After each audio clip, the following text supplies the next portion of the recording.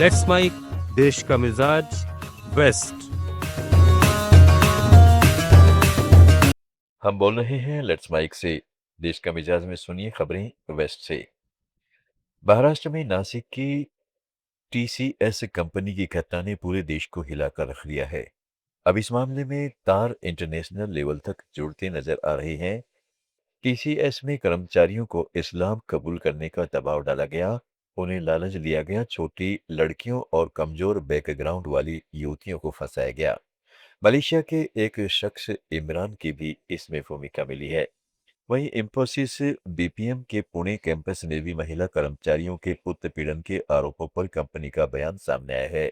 इंफोसिस ने zero tolerance policy का सख्ती से पालन करते हुए जांच प्रक्रिया पर भरोसा जताया है।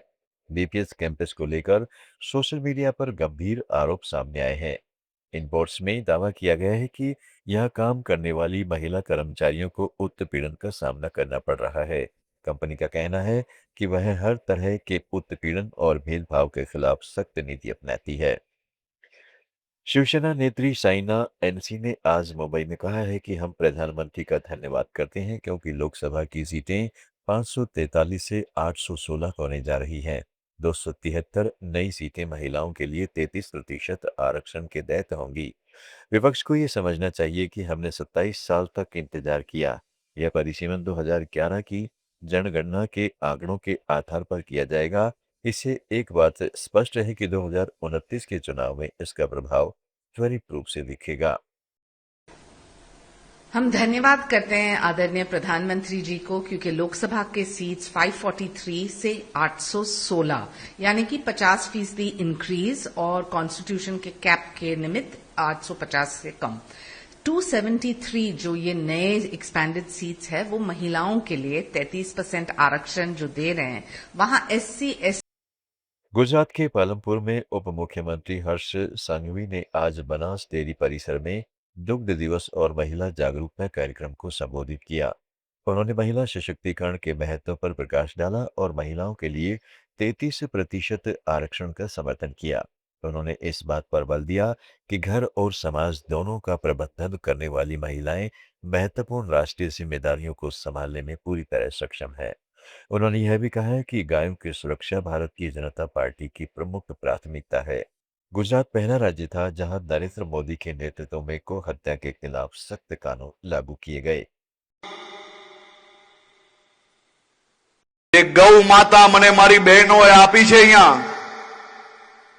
आ गौ मातानुं रक्षण करवानुं काम आपणी ज भारतीय जनता पार्टीनी सरकार द्वारा थई रह्युं छे। आ देशनी अंदर गुजरात ए पहेलुं राज्य हतुं ज्यां आपणा मोदी साहेबे गौ हत्या प्रतिबंध करतो कायदो लाव्यो। गोवा के मुख्यमंत्री प्रमोद सावंत ने पणजी में कहा है कि प्रधानमंत्री मोदी 2014 से अब तक महिलाओं के सशक्तिकरण के लिए जोड़ते रहे हैं। पहली बार नारी शक्ति वंदन अधिनियम बिल पास होगा और 2029 में लोकसभा और विधानसभा में महिलाओं को रिजर्वेशन मिलेगा। मैं प्रधानमंत्री का गोवा को लोगों की ओर से धन्यवाद देता हूँ। रिपीट, मैं प्रधानमंत्री को गोवा के लोगों की ओर से धन्यवाद देता हूँ।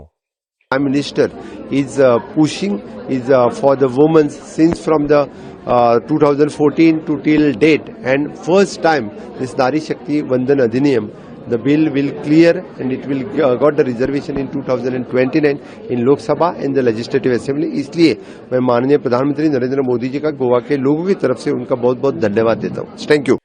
राजस्थान के 1960 करोड़ रुपए के जेजेएम घोटाले मामले में गिरफ्तार रिटायर्ड आईएएस अधिकारी सुबोध अग्रवाल की आज कोर्ट में फिर पेशी हुई।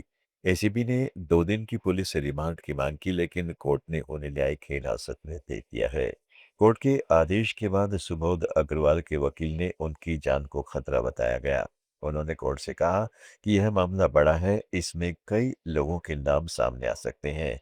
ऐसे में सुबोध अग्रवाल की जान को खतरा हो सकता है। देश का मिजाज में आज इतना ही। जुड़े रहिएगा लेट्स माइक के साथ। आप सुन रहे थे let's mike more than radio. Follow कीजिए हमें हमारे सोशल मीडिया प्लेटफॉर्म्स पर। आप सुन रहे थे लेट्स माइक मोर देन